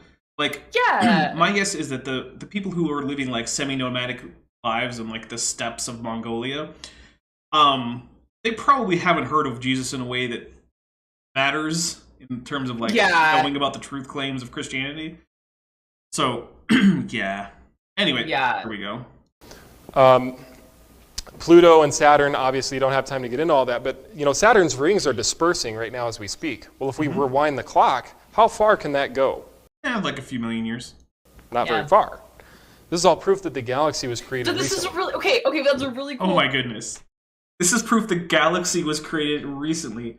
I'm going to take a drink for that. Not. I'm going to drink and then I'm going to nerd out about Saturn's rings. Okay, do it. Okay, Saturn's rings exist because of Jupiter. Jupiter and Saturn, both real big, right? So they have Jupiter and Saturn have so many moons, right? They both have like 20-something moons. But most of those moons are captured asteroids hanging out in their Lagrange points, which are just naturally existing stable points in orbits that exist when you have like a two-body system.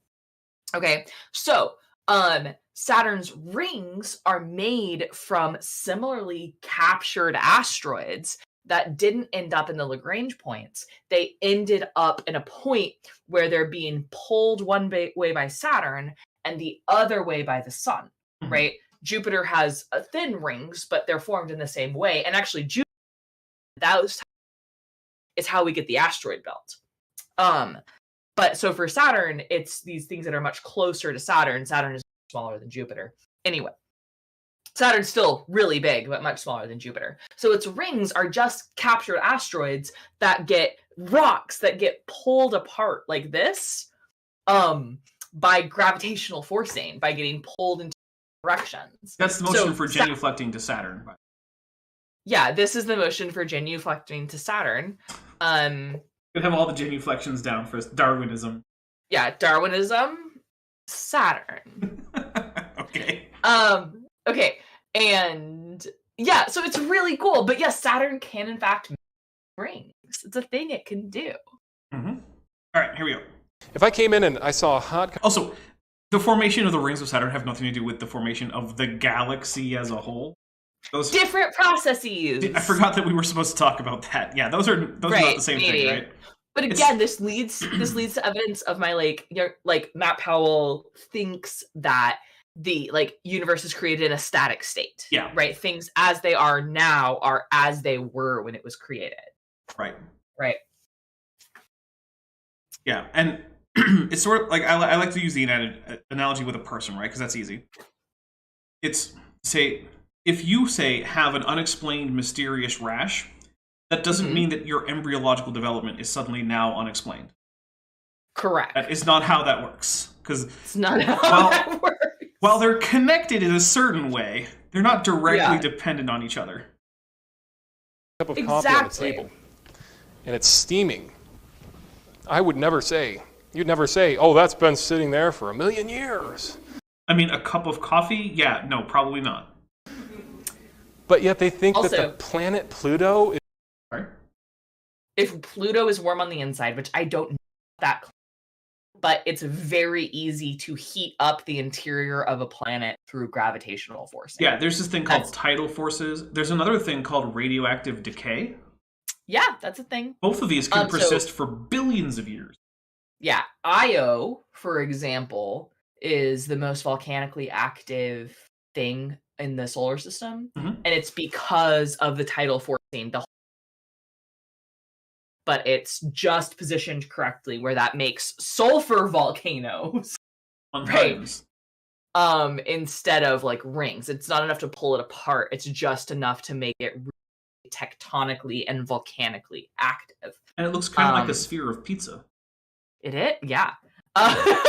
Don't taste Io, though. I'm pretty sure it's really bad for you. Probably. So yeah, it's not that hard to add heat to a planet, right? Yeah. It's not that hard. It's really not. All right, here we go. It's millions of years old? It's hot on the inside. But how long is that going to stay warm for? Billions of years. Billions of years. Not especially long. If we get to heat it up. Yeah. They say, well, where is your evidence for God? I like that he didn't even bother with any of the math, right? Because the thing is, if you want to make this claim, right, it's a thermodynamics calculation, right? You have heat transfer equations. They're not super complicated. If you've made it through high school, you can probably do most of the equations to do with this. It's basically just algebra, right? But not if you have approximately a 5th or 6th grade education. Yeah, that's true. All right. Space and matter being here right now is enough evidence that God exists. The fact that I'm standing here right now is proof that God exists.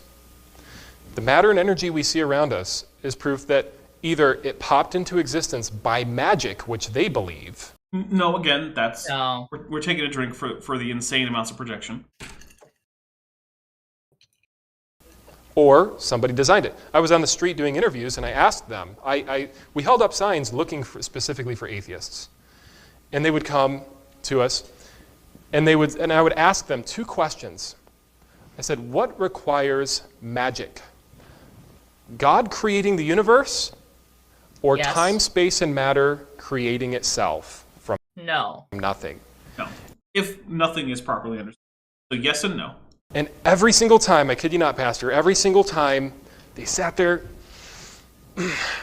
matter and energy creating itself from nothing. That's a story that didn't happen. Taking a drink. Yep, that's right. I raised my glass. That's not what happened. And I would ask them, so do you believe in magic? Okay, there must be a creator. This would almost happen it's the same thing, but it makes me want to drink again. But there's Godzilla, so we'll drink for Godzilla. I'll drink for Godzilla. Every time. I'm not kidding. But of course, people think if they're an atheist, they just must have studied science to get there. They didn't study science. No, I don't think that, because I know plenty of really dumb atheists. Your position on whether or not a god exists doesn't make you smart. It doesn't make you scientifically minded. It doesn't make you rational, whether it's pro or anti. Right. It just doesn't. Continuing my streak of bringing this up in every Mat with Maddie. The majority of scientists are also practice a faith of some sort worldwide. Yeah. The majority of scientists are not atheists. All right, here we go. The global flood is a proven fact. We'll get into that on Seminar 2. We find Goodness, is it not? But okay. And clams on the top of mountains. We find wholly preserved whales on the top of mountains. Hey, mountains that get just sounds like lifted evidence for plate tectonics for me. It literally is. That's exactly what that is. How'd they learned a fun fact. So I know the Appalachian Mountains are like really, they are very old, yeah. They're very old. They're the oldest mountains that we've got, basically. I learned recently that they're older than bones. That's true, by a lot. Which is that's a fun fact. That's a why are there like not fossils in the Appalachian Mountains? Because they're older than bones. Yep. It's so cool. All right, sorry. Okay. Get there. If evolution's true, how did they get there? Okay, because plate tectonics also exist. Yep, because there are oceans, and then the ocean can be uplifted. That's it. That's the whole answer. Yep. It goes things don't stay where they are. Things change. That's literally the whole thing. And yeah, as Alex Markle points out, oh god, he's doing Ken Hovind shtick. Oh yeah. He is. Also, he called it a seminar, and I was like, oh, that sounds like oh no. Oh, yeah, no. that's what Ken Hovind calls it. Well, here's the thing though, when we finish this one, we're not doing another Matt Powell one immediately after. Get to change mats. Yay! So I heard one guy say, well, a whale species was able to crawl out of the water and no, you didn't. That's no, you didn't. You absolutely did not hear that. Make its way around on the land. There's no evidence for that. I mean, that's true. There is no evidence for that particular thing happening. That's true. Technically correct. I'm drinking again because this is a really good rum. I want to try some sometime. Send me a bottle. Oh, I would love to send you a bottle. It's my favorite rum.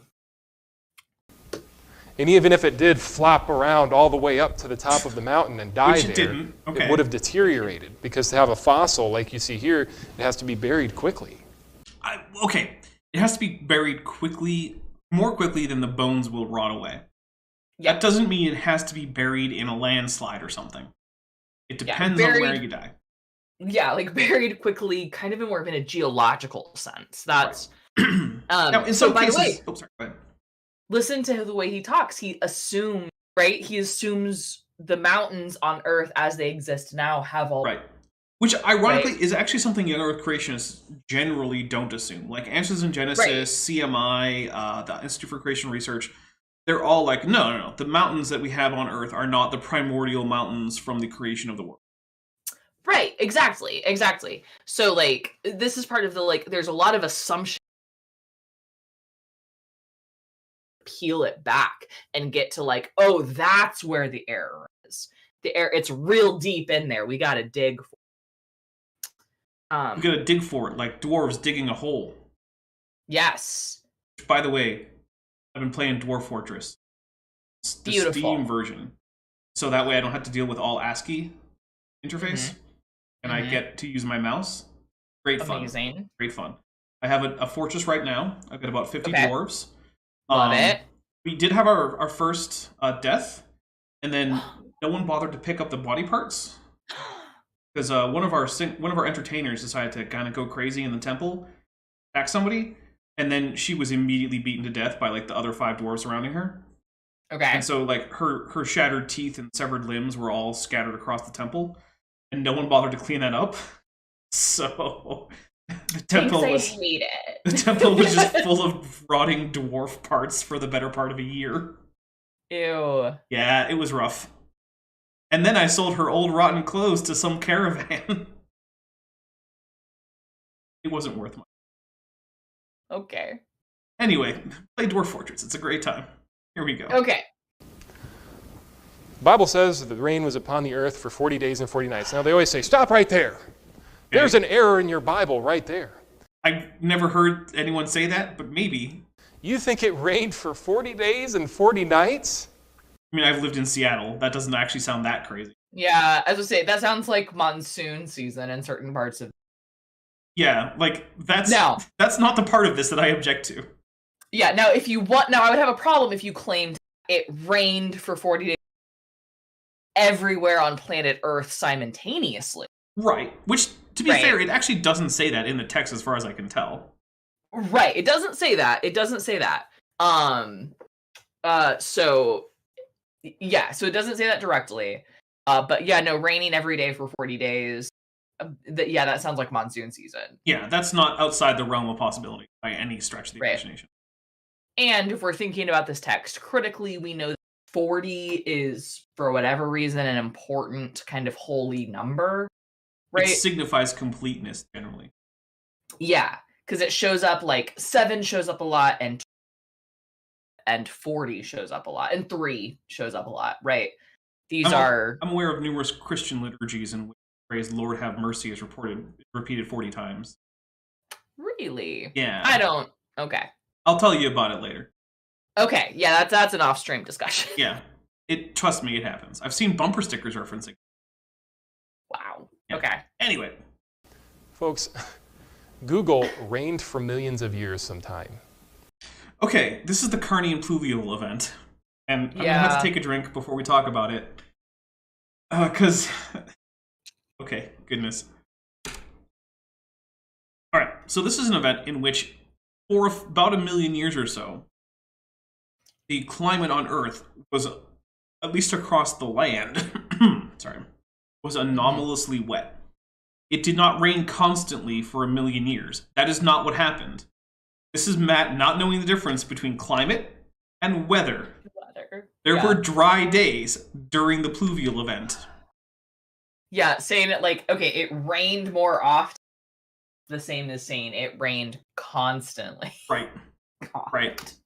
It's like, like the rate, like the monsoon season before this most recent one that we had here in Arizona was an unusually heavy monsoon season. That doesn't mean it rained every single day of the year, despite the fact that that year was wetter than normal. Yeah. It's not how it works. Yes, Internet, North American monsoon exists. It's just not as well known or like as kind of extreme as like the Asian monsoon. Yeah, or the North African monsoon. It's very well known if you happen to live here in Arizona, where it is a major event. Yeah. Because my goodness, do I get tired of it raining nearly every day for months. Oh, I'm sure. How cold is it where you are right now? Right now it is 50 freedom units. Jeez, I hate you. Okay. Why? What is it there? Cold. It's standby. We actually have had freezes the last few days. I'm a meteorologist. I know how cold it is. All right, I'll play while you check. The first thing that pops up is that time that it rained for 2 million, 2 million years. By the way, that's a PBS Eons video. You should check it out after this. It's great. PBS Eons is amazing. And guess what? They, in that video that Matt didn't bother to watch apparently, or is lying about, will explain to you that this event is not constant 2 million years of rain, but is in fact a climate trend. So, yeah. So, okay, one, it's currently 28. Currently what? Sorry. 28 degrees of freedom. Okay. That's below zero for all of those who use communist units. Yeah. 2, your pause game is on point. Look at that smirk. Yeah. That's a... Like, this is a joke. What I'm about to say is a joke. That's a very punchable face. Vesta Freya, by the way, says it's minus 29 degrees communism in Calgary. That makes Calgary unfit for human habitation. I'm sorry. I don't like it. Yeah, no. The fact that humans live in Calgary is evidence for... I love the, like, Earth is Space Australia memes. Okay. Yeah. Like, I'm convinced any alien that comes to Good God, what are you? Yeah, no, this is completely unacceptable, guys. Yeah. Look, temperatures like that should be illegal. And the fact that you probably think that it's crazy to make a temperature illegal just means that you're not trying hard enough to make where you live livable. That sounds like something that a small town in the U.S. would make illegal. Like, I mean, to be that fair, sounds like... To be fair, that is mostly lifted from the Hitchhiker's Guide to the Galaxy series, which makes a very similar joke. Okay. Anyway. So they think that rain created itself because there is no God. Yes, it has nothing to do with evaporation, Matt. I'm taking a drink. Matt, how? did you not learn the water cycle? Water cycle. No. I was holding back expletives. The water cycle must be a direct miracle. Is not the take I was expecting from Matt Powell today. That's not the take I was expecting today. That was not right, because like I know what this stream is. I know what channel. You know what I do to you. Yeah, exactly. And so I'm like, the water cycle is a miracle. That's a fun take. That's a fun take. Oh my God. All right, here we go. Matt, I'm gonna have to take back your science education estimation. Because you learn about the water cycle in early elementary. Yeah. Like the very basics. Come on, my guy. Come on. Okay. According to them. And it rained down and created the oceans for 2 million No, years. it didn't create the ocean! Oh, we're taking another drink. Matt, did you watch the video? Just watch the video. That's not even a claim! That's not even a claim! It's not. Look, Matt, on the off chance that you ever watch this, just a pro tip. You can watch the videos that you talk about. You can read the articles that you talk about. You can even read the articles that you read about are talking about. That's a thing you could do. You don't have to sound this stupid. Most creationists don't. Most creationists don't sound this stupid. You could just join them in that. Savage Cobra says, Dapper Dino, what do you think the chances are that Matt knows what a dew point is? Low. Oh, honey, please know what a dew point is. I have a video on my channel, just the pure science videos. Right? Just go to my Weather 101 series. Each video is like 5. Maddie, this is a man who thinks that rain is the direct creation of God. He doesn't know what a dew point is. You know that's how that works, right? Like, if he knew what a dew point was, he would know why rain doesn't require a miracle. But apparently he thinks it does, so I can't imagine he knows what the dew point is. Sorry. Okay, no, here's the thing. It sounds like he thinks that we think that the earth was barren and dry. Right? Just like Matt's mom. Sorry. Oh, she's clearly dapper. Okay, fair enough. She probably is now. Yeah, okay. That the earth was barren and dry, and then it spontaneously rained for 2 million years. Constantly. And all of that water, all of that water was in the sky. Right. And then it all came down over a 2 million year period. The entire Earth's worth of water was just in the sky somehow. The entire Earth's worth of water was just in the sky. Yeah, somehow. I don't know how that would work physically. That's what he thinks we think. This is, to me, worse. To me, the meteorologist, right? This is worse than air in space. Okay, fair enough. We're gonna go on before your brain breaks. My brain is broken. But if it rained for 40 days and 40 nights, that's crazy to them. No, it's really not. It's a lot, right? 40 days is a lot for it to rain, but when I first moved to Washington, I was at like the start of like a 50-something day record consecutive days of rainfall. So like, it's a lot, but it's not crazy. It's a thing. Were you stationed at Bremerton? I was. Okay. That's just too long. Anyways, yeah, we find great fossils. We're just moving on. Well, he says that they don't have a whole lot of time, so we're going to skip over the quote-unquote polystrate fossils, which I'm fine with. I don't want to talk about polystrate fossils right now. We'll get into that on seminar number 2. Let's close with this. So the damaging effects of evolution. Now, people... Oh, goodness. A whole bunch of argument from consequence that we're probably not going to actually continue with. There's a pretty good chance that this will be the last episode on this video. Maddie, congrats. This means we might have made it through. Yay! Often ask me, why do you do this? Well, maybe because, like I said earlier, atheists are leading the world in school shootings. 97% of school shootings are carried out by atheists. 97%. That's a big old citation needed. I've never heard a statistic that would support that. 7%. The origin of speech. In fact, I would argue that the proportion of prisoners in the U.S. prison system who are atheist would be a reasonable proxy for how criminally inclined atheists are, and they are significantly underrepresented compared to Christians. Are somewhat overrepresented, but not by a huge amount. Species, their Bible may be skewed because of prison ministries. That's true. There probably aren't a whole lot of atheist prison. And there's I know in the Navy when I was at OS, I specifically went to church because we got cookies and coffee. Oh yeah, look, there was one week I went to both the Sabbath service with a Jewish friend of mine, and then also went to one of the Sunday services. Not for any particular reason, except that hey, that gets me an extra hour and a half off.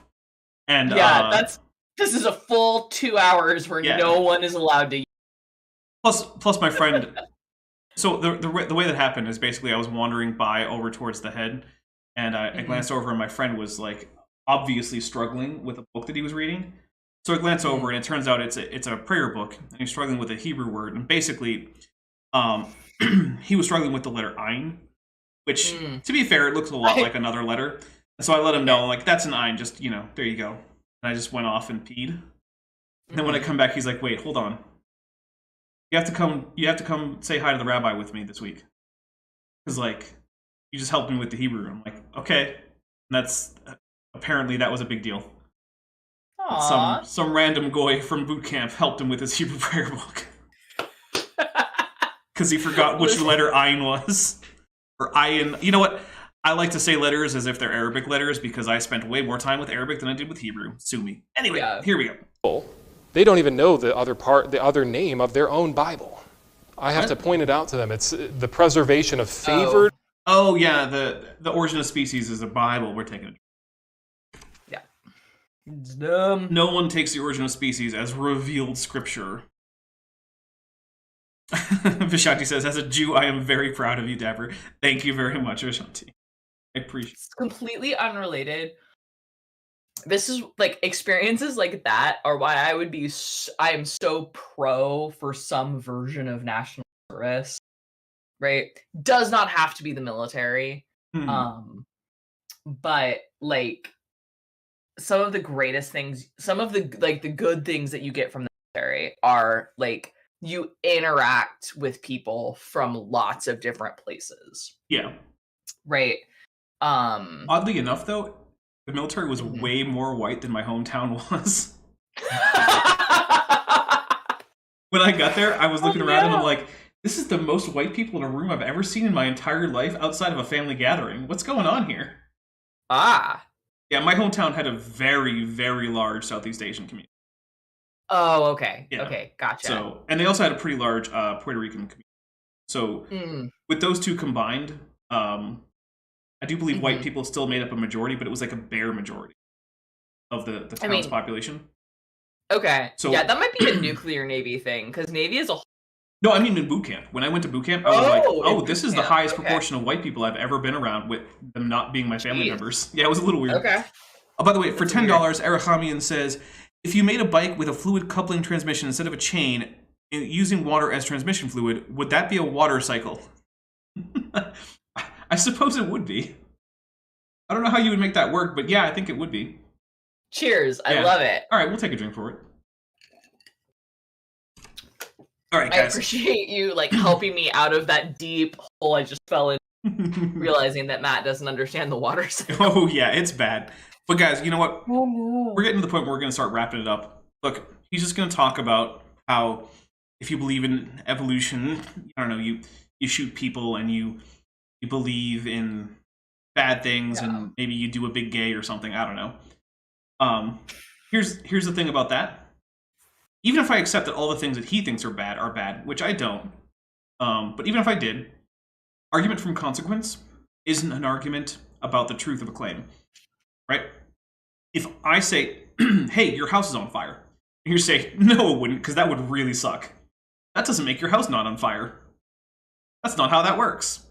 If I say, hey, maybe you should go to the doctor and have that checked out, and you say, no, because then it could turn out as terminal. That doesn't change what you actually have. Yeah. That's not how anything works. So even if evolution were the cause of all the evils in the world, which we know it can't be since there were evils in the world before evolution, it wouldn't make it false. And the fact is, if you want to know what's true, don't get to worry about things like that. But, Maddie, what do you got coming up for us? You got anything to show? I'm not gonna lie, I've been doing more tabletop gaming stuff, sciencey stuff, because one, I have a 3-month-old and she's amazing, and I don't sleep, so extra science is hard. And I'm starting to write my dissertation, so YouTube is escapism. But if you want to see the very, very silly, I ran a very, very silly holiday game, Amateurish Productions, which they do have a YouTube channel. Cheshire Vic played in that, and they were all we had to save the world because they accidentally killed Scrooge. They were all ghosts who accidentally killed Scrooge. Oops. It was very silly and very gay. Okay. So check that out. And other than that, I'm just gonna say, like, be gay, do crimes. There you go. All right. For legal reasons, I cannot recommend that you do crimes. I have no stance on whether or not you should be gay. Go do it if you want. If you don't, then don't. That's fine too. Let's see. Shanti points out that it's been a year. You can be gay and not do crimes. That's true. You know. Also, technically, you can do crimes without being gay. True. Those are turns out those are separate things. Vishanti points out it has been a year since we played Mothership. Well, that's been a year? Apparently. But I want to point out that when we played Mothership and I told everyone to get me sound files of just them, someone got me a sound file of everyone. And I'm not going to name names because then everyone will know that it was Chesh. Celestial Anomaly says, Maddie, for $5 says, Maddie, for a possible future fan art, what animal hoodie would baby have? Oh, she'd be a fox. There you go. Or a paratrooper, which is not an animal, but... she was a paratrooper for Halloween because she has a little now because her hips need some encouragement to grow correctly. But her nursery is all forest and fox themed. Yes, it's very. I've seen some pictures. It's very, very cute. It's very cute. All right, we're gonna do some stuff about this channel. So, coming up on Thursday, 2 days from now, the 22nd, we are going to be having a premiere of my first in a 3-part series on David Menton's talk about birds and dinosaurs. As I've said before, this is something that Darren Neisch and Aaron Rock covered, and I thought pretty well, and so I wasn't actually planning on covering it. Although I was there when it happened live in the live chat, debunking it in real time in the live chat, so that was interesting. But I got numerous requests to cover it, so I did decide to go ahead and cover it. So, you know, if you want to see my take, it's not exactly the same as Darren Neisch and Aaron Ross, although obviously there's a lot of overlap, because, you know, there's obviously going to be a lot of overlap when you're talking to, you know, a vertebrate paleontologist who specializes in dinosaurs, and a dinosaur who specializes in making videos about creationists. So, yeah, that's going to be on Thursday, and that's going to be at 11 Pacific Standard, which is 2 p.m. Eastern Standard. If you live anywhere else, do the math. On Saturday, I'm thinking about just doing another Dapper Reacts. And yes, that will be Christmas Eve or Christmas, depending on where you are in the world. But I don't take holiday vacations. So whatever. I don't care. On the 27th, the third day of Christmas, actually by then it'll probably be the fourth day of Christmas, but whatever. We'll be doing Kent with Bent 99 is the plan. 99, yeah. And then I'm not sure what I'm going to be doing. So the 29th is going to be the next episode of the David Menton. And the 31st is a Saturday, which normally means I would stream. I'm not sure what I'm going to be doing. I'm going to have to take a look at like who's available and what people want to do and things like that. So I will say I'm available on the 31st. Okay. Well, then if at least one person is, then chances are we'll do something. So yeah, expect there to be a show on the 31st. Because again, I don't take holiday breaks normally. I kind of do a little bit in terms of video production behind the scenes, but in terms of actual shows that I put out, you guys still get the 3-week just because it's a holiday. I don't care. And then, yeah, so that's as far ahead as we're going to look. That's about 2 weeks in advance. And guys, thank you very much. Make sure that you check out Maddie's channel. It's linked in the description, as well as the source that Maddie gave me for the point about, that was about LGBTQ suicidality and LGBTQ youth and religiosity. Yeah. So check that out. And I guess unless you don't care about the citation, which I guess you don't have to. Anyway, you don't have to. I googled it. That's the point. Hit like, join the channel, subscribe, do all those YouTube-y things, and we're gonna get out of here. Thanks for watching. But before you go, I just want to say a special thank you to my channel members and my patrons, especially those pledging $20 or above: Bob Knob, Work in Progress, Vantovent, Tapioca Weasel, Denny5252, Ian Chen, Landon Knoll, Mabbity Babbity, McSpooks, Sphincter of Doom, The Venerable Bead, Elleron Teller, and Pat L. Dennis. As you probably know, YouTube is a very volatile platform, and from month to month my income on the channel can swing wildly. But the people you see on screen are directly supporting so that I don't have to worry too much about that, and the channel can keep going as it is, and perhaps even improving. If you'd like to join this team, there are links below to join the channel or in the description to join the Patreon. The Patreon starts as low as $1 a month, and the channel memberships start as low as $1.99 a month. On Patreon, you can even get a discount for pledging annually. If you do decide to pledge, you'll get access to an exclusive Discord server just for channel supporters, as well as early access to all of my pre-recorded videos, often up to 2 months in advance. Higher tiers will unlock even better perks. Now, if the annual or monthly pledge isn't right for you, but you still want to support the channel, there is a merch store down in the description, as well as an Amazon wishlist, just for me. And if financial support isn't something you can or want to do, then if you still want to help out the channel, please just like and share these videos and make sure you comment on them. It really helps the channel out. Thanks again for watching.